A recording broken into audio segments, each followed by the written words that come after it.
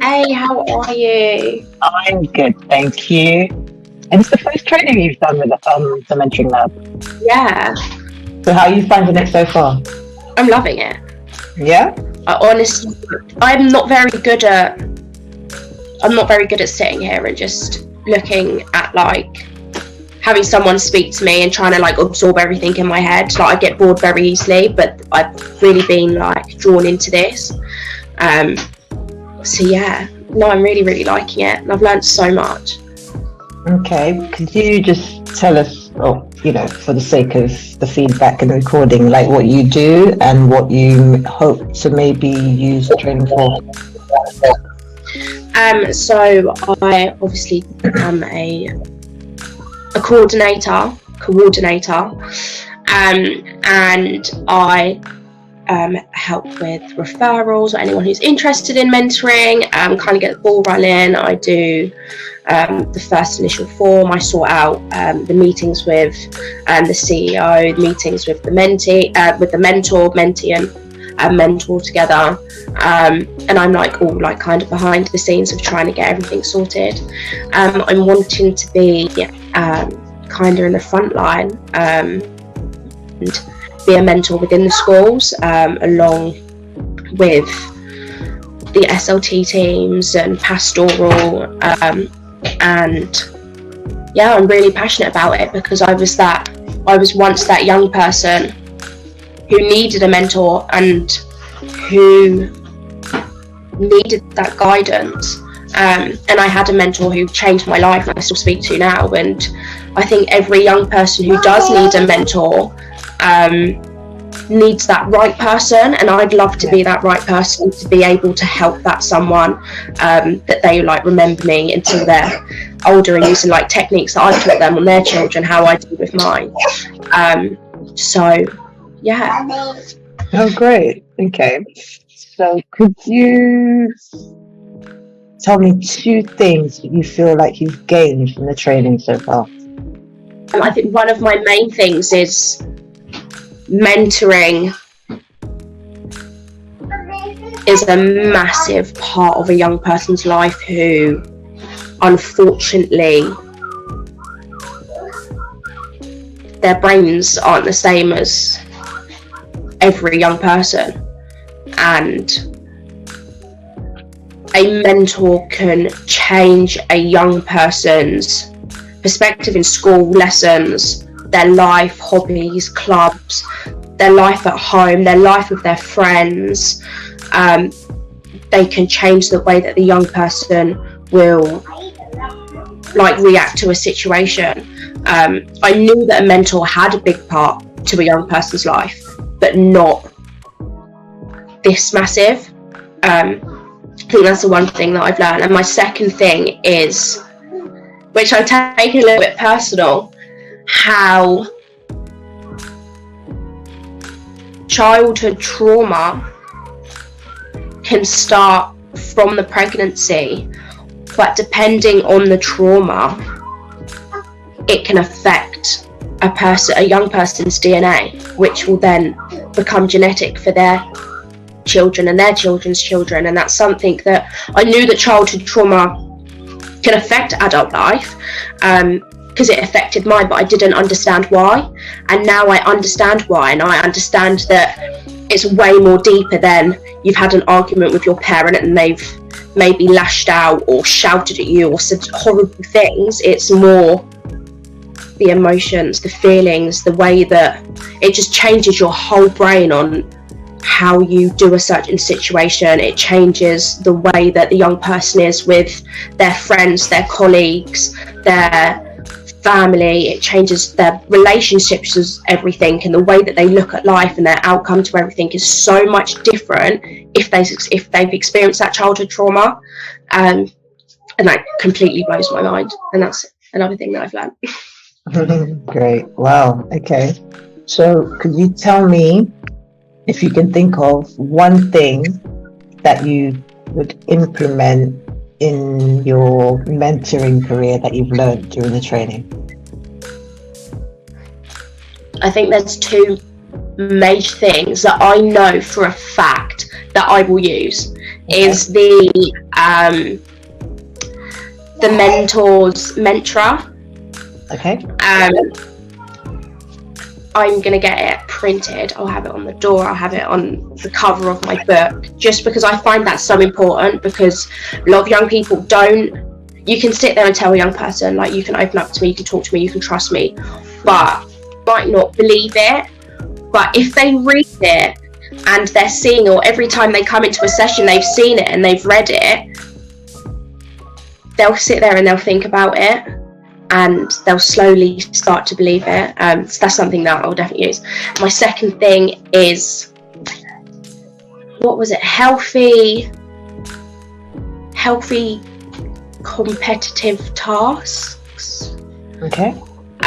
Which, for example, I don't know, playing Uno or playing a board game or Dobble or any sort of card game or a sports game, whether it's racing, netball, basketball, football, a way to teach the young person that teaching like how to do competitive things in like a healthy way, instead of getting really upset and agitated, distracted, and feeling a little bit of like self-worth if they do lose something, or if they're so eager to win something if they don't, and they're like really disappointed themselves. So I think that's something that I will definitely use as well. Okay, wow, that's good. I think, all right, so did you have any like light bulb moments during the training? Any light bulb moments where you were learning something, or you heard something and you're like, oh my goodness, you know? The whole of the training. I think because I was once that young person, and there's a lot that I knew that I had, a lot that I knew that I suffer from, but I didn't understand it, and I knew that I could help someone by my experiences, but I didn't really know how I could kind of use my experience with them without sitting there and just not dumping, but telling them my experience and how I felt and what I think they should do and this and this. There's a lot of times where I've looked, or Elaine's spoken to me and I've read something in the training and I'm like, oh, so that's why I felt like that. And now that I understand that I felt like that, these are the things that I can do, and the tasks and the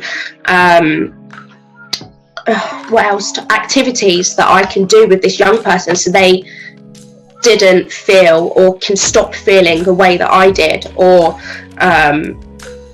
I think that's my main thing, actually, like understanding it and be like, oh, I could do this, and because I felt like that and I wasn't too sure what to do, now here's the answer.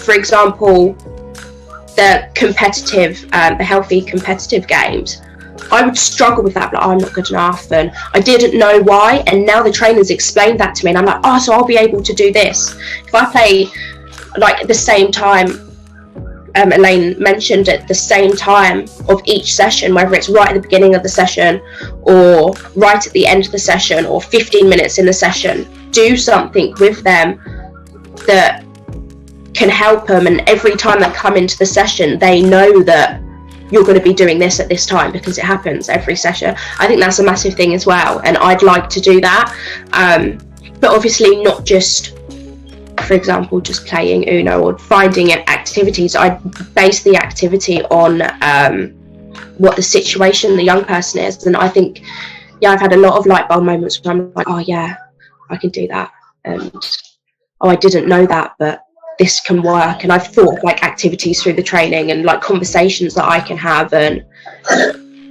like things that I can like kind of get and start collecting, for example, fidgets and card games and board games and quote cards, and I've had so many light bulb moments. Okay, so finally, would you recommend this course to other people? 1,000,000%, 100%. Anyone who is wanting to be a mentor or wanting to to work within the school or work with a charity, or do you know what?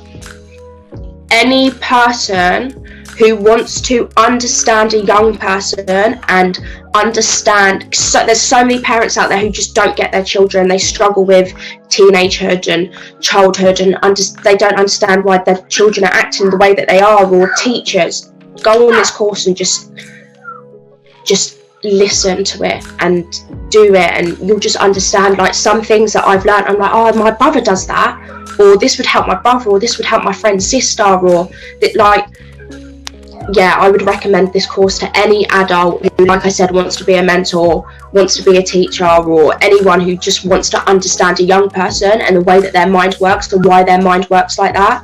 Do this course, 100%. Oh wow, okay.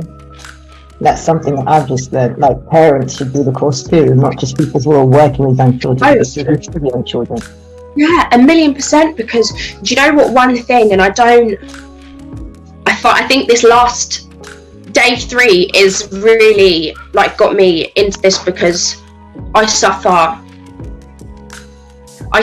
quite severely with my mental health, and I'm still trying to find coping mechanisms, and I got my diagnosis for childhood trauma, and I'm still understanding that. And I think if a parent, bless my mum is unreal, but if my mum went through a lot of trauma as a child, and her protection and her strictness was because of her trauma. And I think every parent do this course to understand that actually, if you're screaming at your child because their handwriting is not correct in their homework when they're first starting to write, or they can't get a simple 1 + 3 equation, and you've just told them off because they're not using their brain, or your child's constantly in their room and you're missing signs. Do this.